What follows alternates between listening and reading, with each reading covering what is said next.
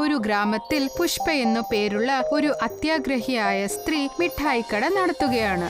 പുഷ്പയുടെ സ്വഭാവം ക്രൂരവും അത്യാഗ്രഹമുള്ളതായിരുന്നു. ഒരു ദിവസം പുഷ്പയുടെ കടയിൽ റബഡി ഉണ്ടാക്കുന്ന മോഹൻ അവളുടെ കടയിലേക്ക് കുറച്ച് വൈകിയാ എത്തുന്നത്. മോഹൻ, നീ ഇപ്പോഴാണോ കടയിലേക്ക് വരുന്നത്? വൈകിപ്പോയതിന് എന്നോട് ക്ഷമിക്കണം പുഷ്പാജി. എന്റെ ഭാര്യ അസുഖം ബാധിച്ച് കിടപ്പിലാണ്.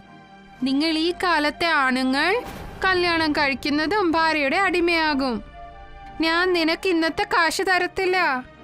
അങ്ങനെ പറയല്ലേ പുഷ്പാജി. ഇന്ന് അങ്ങയുടെ പണം വാങ്ങിയിട്ട് ചെയ്യാമെന്ന് വിചാരിച്ചു വന്നതാ. എന്താ പറഞ്ഞേ? എന്താ നിനക്ക് കുറച്ച് നാണോ മാനോ ഒന്നും ഇല്ലേ? അതും വിറ്റ് കഴിച്ചോ നീ? ഒരു കാര്യം കാതു തുറന്ന് കേട്ടോ നീ, ഞാൻ നിന്റെ ശമ്പളത്തിൽ 1 രൂപ പോലും കൂട്ടത്തില്ല. നോക്കൂ പുഷ്പാജി, അങ്ങയുടെ കടയിലെ പാലട വളരെ പ്രസിദ്ധമാണ്. എന്നാൽ അത് ഉണ്ടാക്കുന്നത് ഞാനല്ലേ. ഒന്നോർക്കണം, മറ്റു കടയിലുള്ളവർ എന്നെ ജോലിക്കായി ഒരുപാട് വിളിക്കുന്നുണ്ട്. നിങ്ങൾ എനിക്ക് ശമ്പളം തന്നില്ലെങ്കിൽ ഞാൻ ഉറപ്പായും ഇവിടുത്തെ ജോലി ഉപേക്ഷിച്ചിട്ട് പോകും. അങ്ങനെയാണെങ്കിൽ ഇപ്പൊ തന്നെ വിട്ടുപോക്കോ.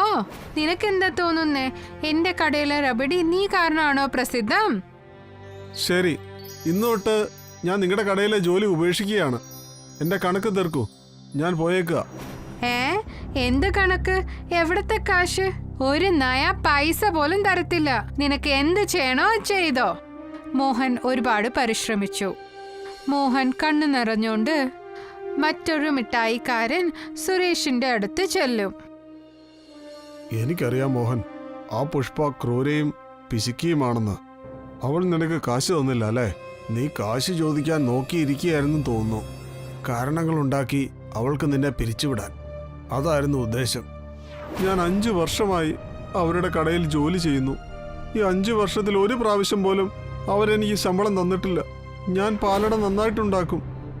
എനിക്കറിയാം മോഹൻ, നീ ഉണ്ടാക്കുന്ന പാലട ഒരുപാട് പ്രസിദ്ധമാണെന്ന്. അതുകൊണ്ട് ഇനി മുതൽ എൻ്റെ കടയിൽ പാലട നീ ഉണ്ടാക്കിയാൽ മതി.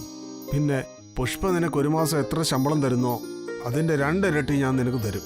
സുരേഷ് പറഞ്ഞത് കേട്ട് സന്തോഷിച്ച മോഹൻ പറഞ്ഞു, നോക്കൂ അങ്ങോന്നേ, പുഷ്പാജിയുടെ പാലട ഇന്ന് തൊട്ട് ആരും വാങ്ങില്ല.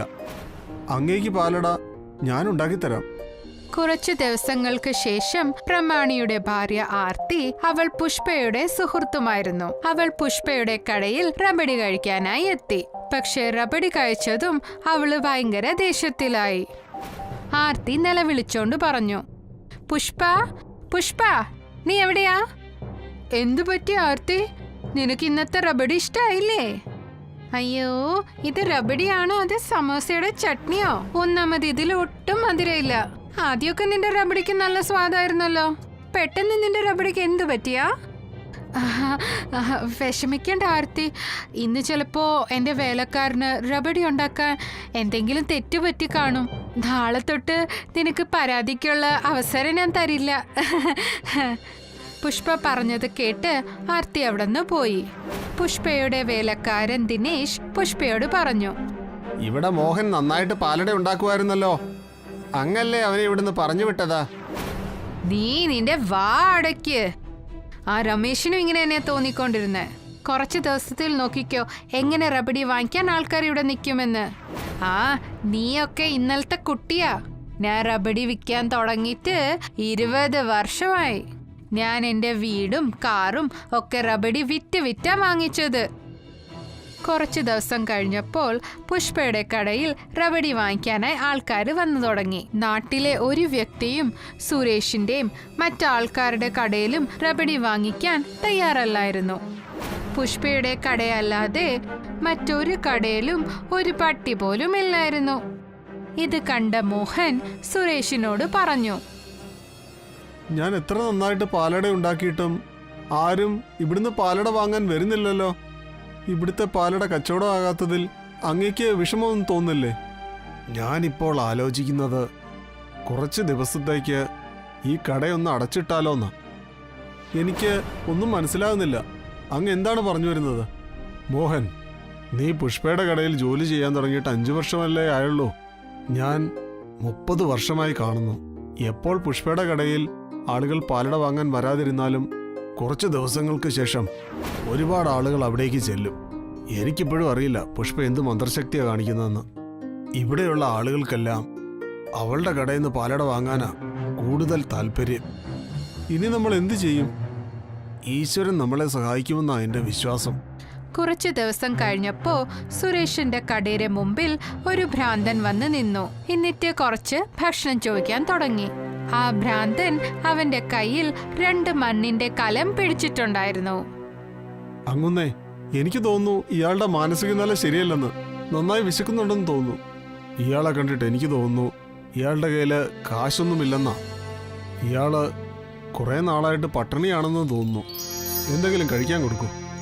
മോഹൻ റബഡി എടുത്ത് ആ ഭ്രാന്തന്റെ മുമ്പിൽ കൊണ്ടുവച്ചു. പക്ഷേ ആ ഭ്രാന്തൻ മോഹന്റെ കടയിലെ എല്ലാ റബഡിയും തിന്നു തീർത്തു. എന്നിട്ട് അവന്റെ കയ്യിലുണ്ടായിരുന്ന ഒരു പച്ച മണ്ണിന്റെ കലമെടുത്ത് മോഹന് കൊടുത്തിട്ട് അവിടെ നിന്നവൻ പോയി. അയാൾ പോയതും മോഹൻ ആ കലം തുറന്നു നോക്കി. അപ്പോൾ അവൻ കണ്ടു ആ കലത്തിൽ ഇരുമ്പ് കൊണ്ടുണ്ടാക്കിയ റബഡിയായിരുന്നു. എന്തായിരുന്നു ആ കുടത്തിൽ? ആ കുടത്തിൽ എന്തോ ഒരു സാധനം ഉണ്ടായിരുന്നു. അതിന്റെ രൂപം പാലട പോലായിരുന്നു. അയാൾ നമ്മുടെ ഇവിടെ ഉണ്ടായിരുന്ന മുഴുവൻ പാലടയും കഴിച്ചു തീർത്തു. എന്നിട്ട് ലോഹത്തിന്റെ പാലട നമുക്ക് തന്നിട്ട് പോയോ? കുറച്ചു നേരം കഴിഞ്ഞിട്ട് അതേ ഭ്രാന്തൻ പുഷ്പയുടെ കടയിൽ ചെന്നിരുന്നു. ദിനേശ് പുഷ്പ കാണാതെ കുറച്ച് റബഡി എടുത്ത് ആ ഭ്രാന്തന് കൊടുത്തു. റബഡി കഴിച്ച് ആ ഭ്രാന്തൻ അവിടുന്ന് പോകാൻ തുടങ്ങുകയായിരുന്നു. ഷെടാ, ഇത് എങ്ങോട്ടായി പോണത്? റബഡി കഴിച്ച് എന്റെ കാശ് തന്നിട്ട് പോണം.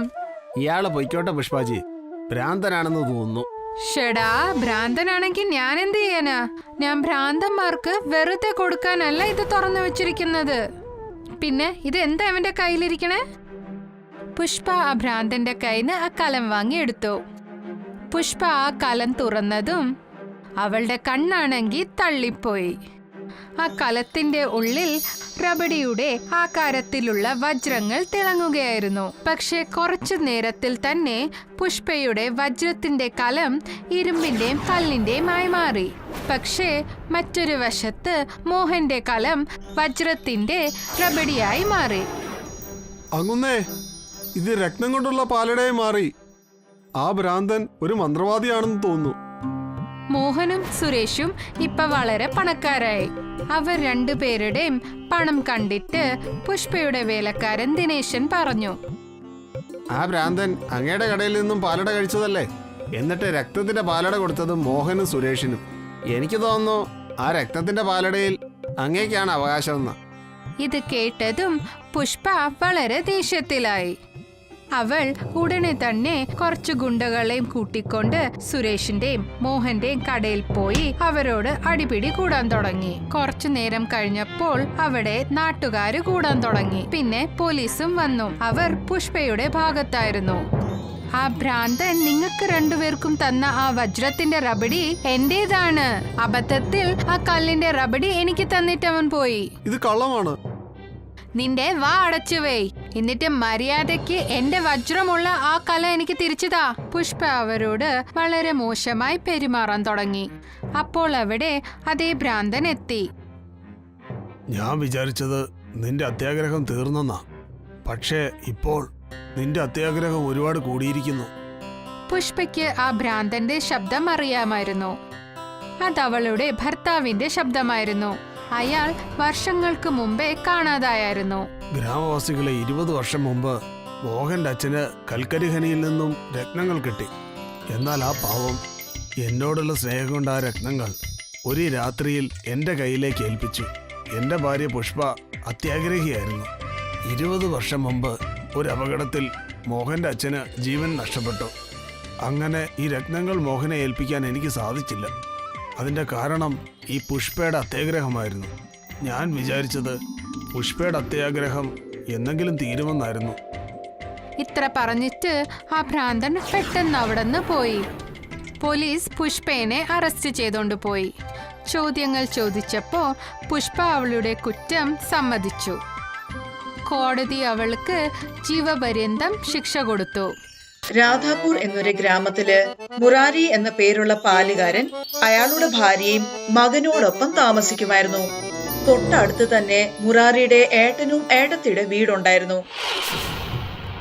അവർക്കും ഒരു മകനുണ്ടായിരുന്നു, പേര് മോഹൻ. ഒരു ദിവസം പുലർച്ചയ്ക്ക് മുറാരിയുടെ ഏട്ടത്തി അവരുടെ വീട്ടിലേക്ക് വന്നു. മുറാരി, നിങ്ങളുടെ മകൻ എന്റെ മകന്റെ അടുത്തുനിന്ന് 2000 രൂപ തട്ടിയെടുത്തു. അവന്റെ കയ്യിൽ നിന്ന് പണം തിരിച്ചു മേടിച്ചതാ. വല്യമ്മ എന്തായി പറയുന്നേ? നീ മോഹന്റെ കയ്യിൽ നിന്ന് 2000 രൂപ തട്ടിയെടുത്തോ?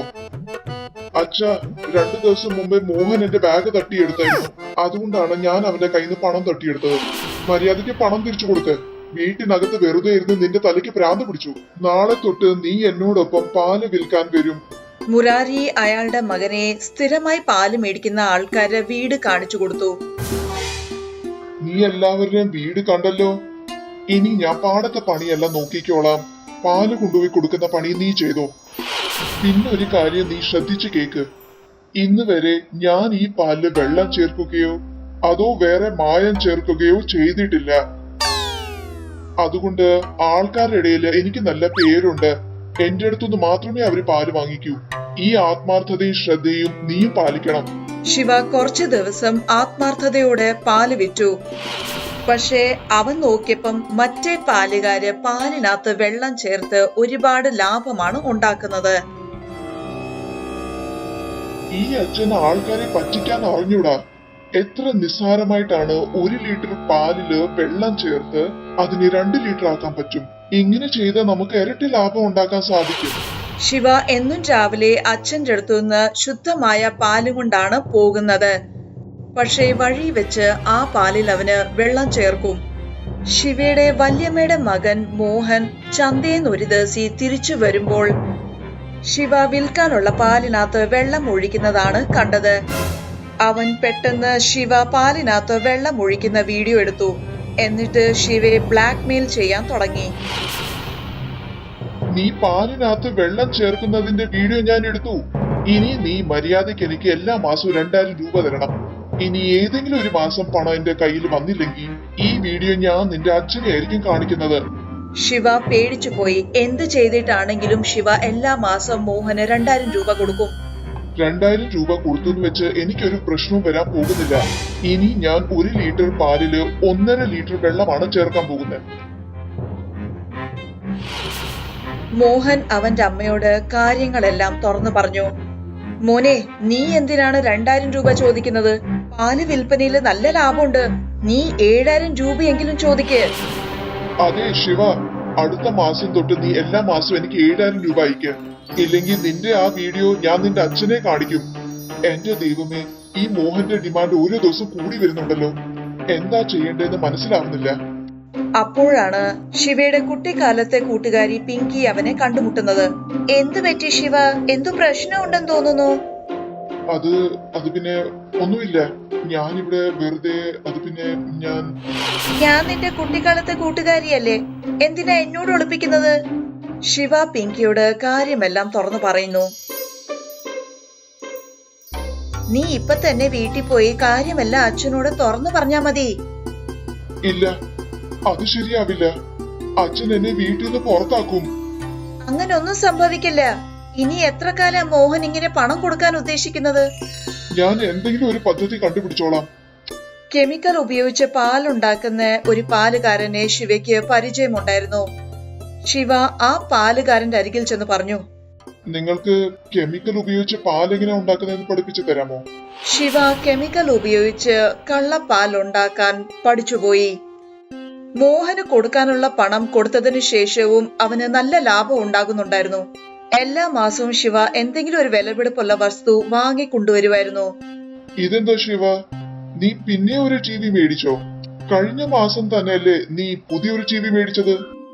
അത് വെറും സാധാരണ ടി.വി ആയിരുന്നു. ഇതൊരു സ്മാർട്ട് ടി.വിയാണ്.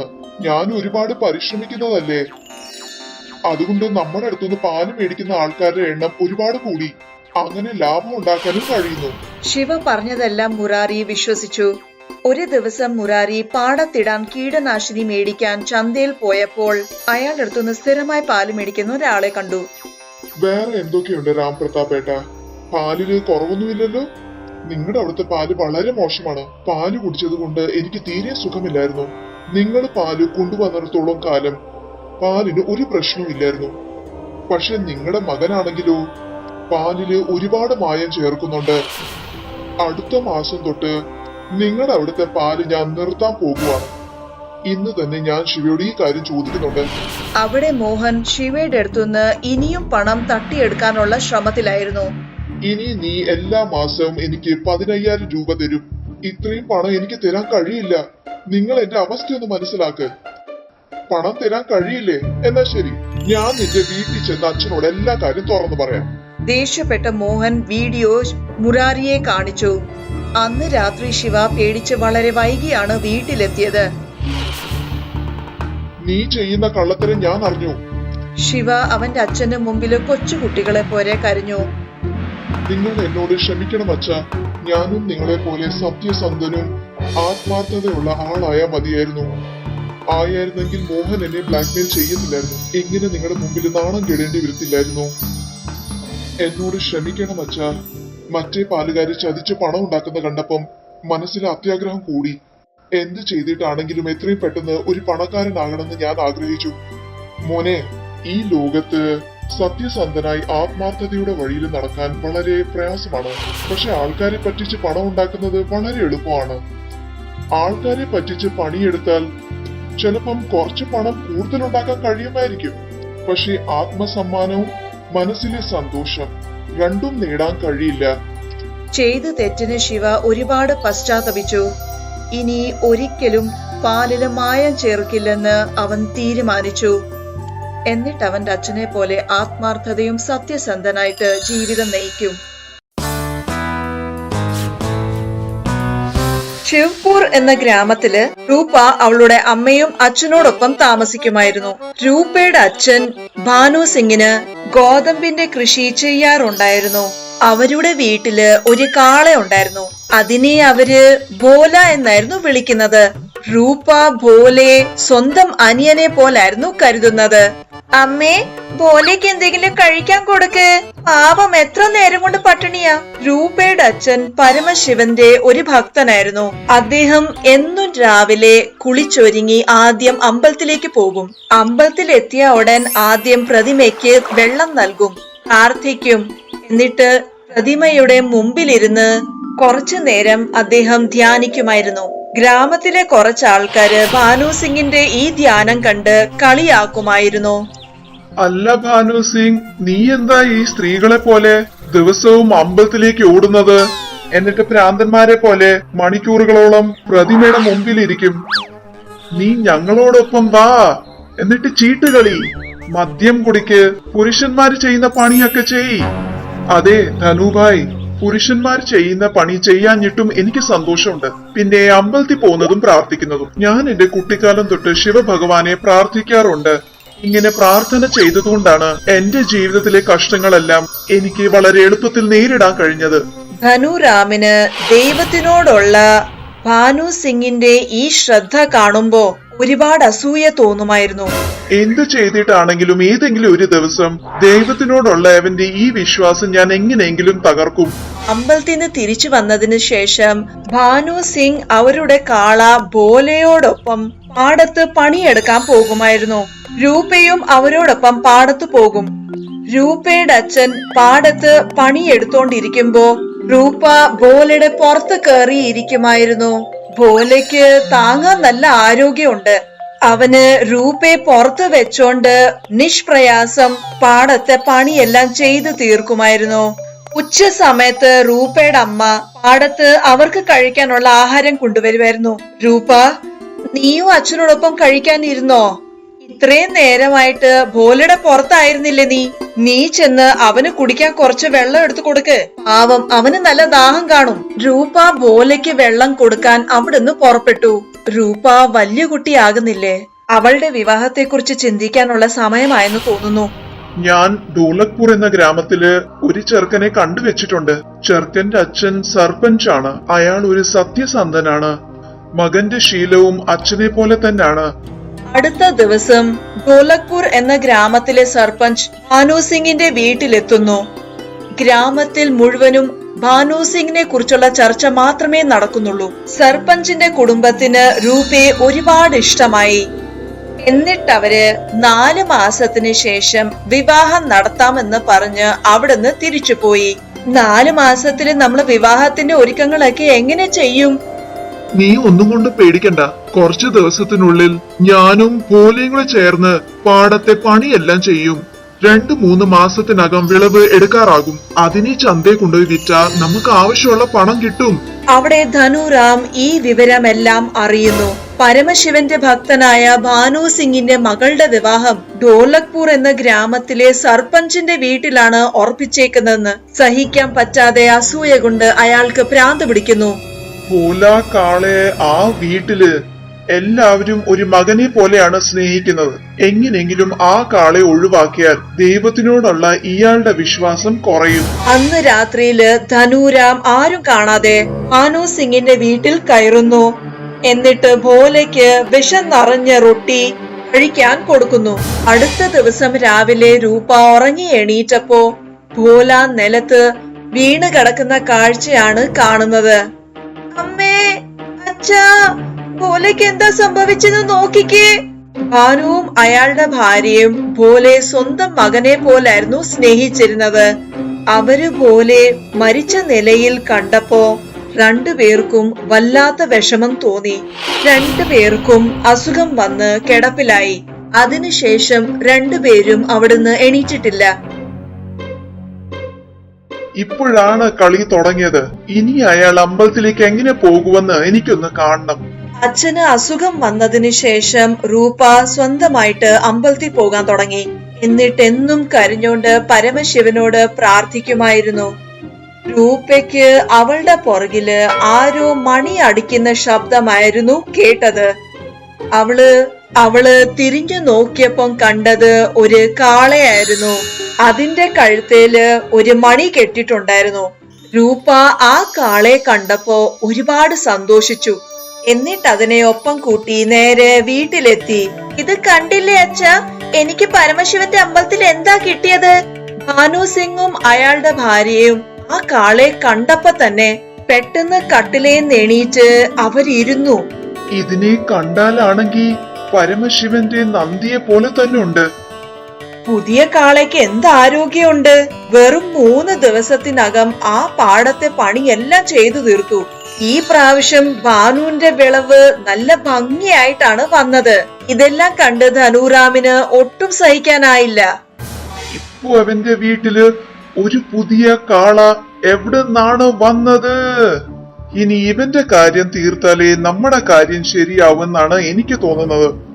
ഒരു ദിവസം രാത്രിയില് ധനുറാം പുതിയ കാളയെ കൊല്ലാൻ വേണ്ടി ആരും കാണാതെ ഭാനു സിംഗിന്റെ വീട്ടിൽ കയറി.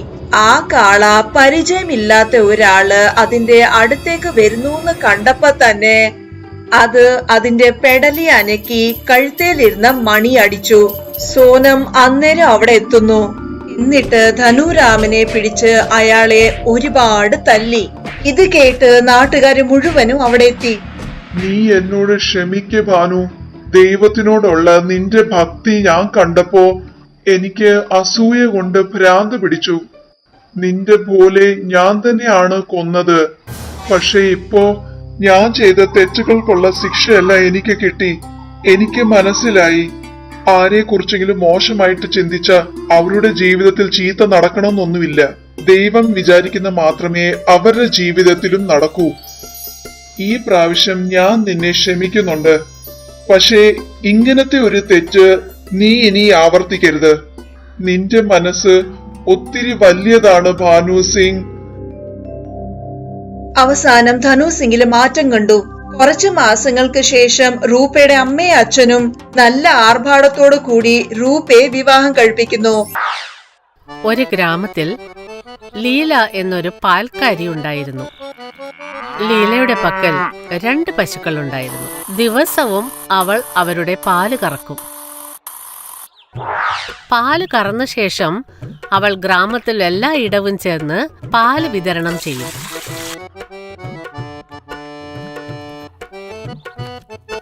ലീലയ്ക്കൊരു കൂട്ടുകാരി ഉണ്ടായിരുന്നു, മീന.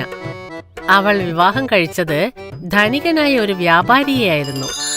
ലീല ഗ്രാമത്തിലേക്ക് പോകുമ്പോഴെല്ലാം അവളുടെ കൂട്ടുകാരിയുടെ വീട്ടിൽ ചെന്ന് കുശല അന്വേഷണങ്ങൾ നടത്തും. ഒരു ദിവസം ലീല കൂട്ടുകാരിയുടെ വീട്ടിലേക്ക് ചെന്നു. മീന, മീന, വരുന്നു ലീലേ. എന്താ കാര്യം? ഇന്ന് നീ നന്നായി അണിഞ്ഞൊരുങ്ങിയിട്ടുണ്ടല്ലോ. ലീലേ, ഇന്ന് എന്റെ ഭർത്താവിന്റെ ചില കൂട്ടുകാർ വീട്ടിലേക്ക് വരുന്നുണ്ട്. അതെയോ? ഈ പുതിയ നെക്ലസോ? അതോ, അദ്ദേഹം ഇന്നലെ വാങ്ങി തന്നതാണ്. നന്നായിട്ടുണ്ടോ? ആ, വളരെ നന്നായിട്ടുണ്ട്. എന്താണ് ഇതിന്റെ വില? 1000-ഓ 2000-ഓ ഉണ്ടാവും.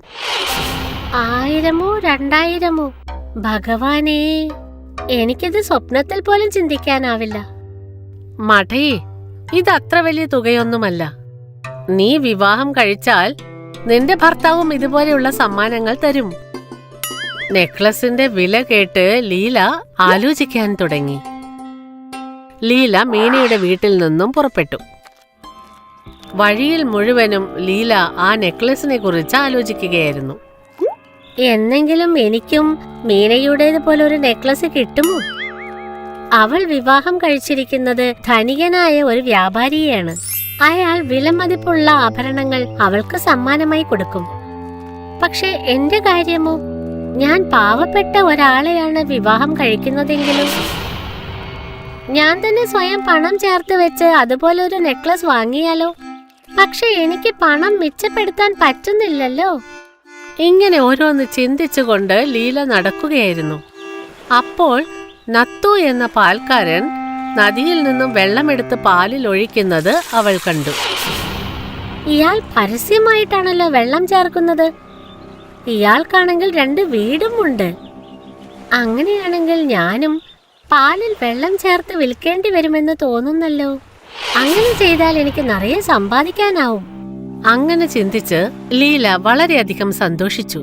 അടുത്ത ദിവസം എന്നത്തെയും പോലെ ലീല പാൽ കറന്നുകൊണ്ടിരുന്നു.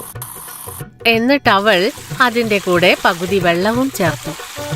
ആ പാലും കൊണ്ട് ലീല ഗ്രാമത്തിലേക്ക് ചെന്നു.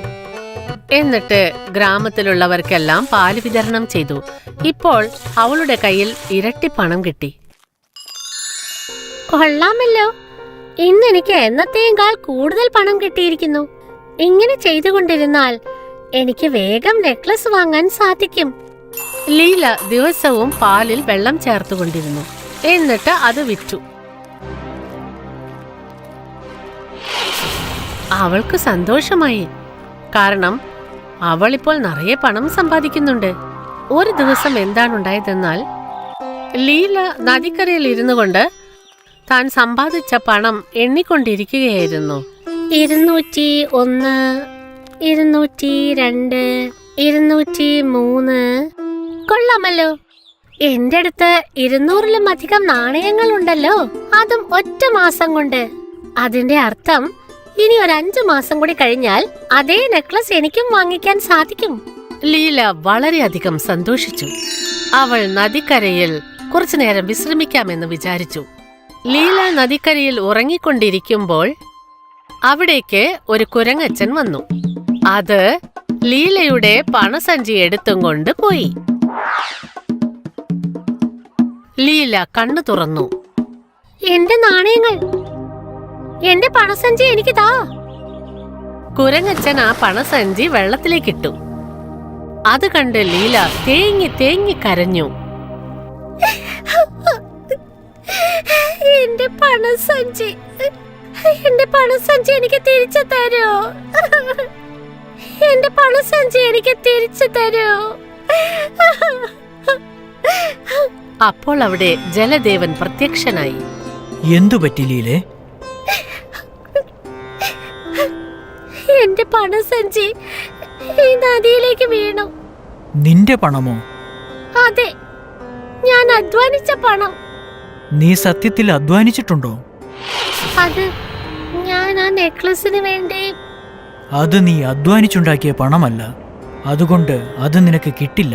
നീ പാലിൽ വെള്ളം ചേർത്ത് മറ്റുള്ളവരെ വഞ്ചിച്ചാണ് പണം സമ്പാദിച്ചത്. അത് പാപത്തിന്റെ സമ്പാദ്യമാണ്. എനിക്ക് മനസ്സിലായി.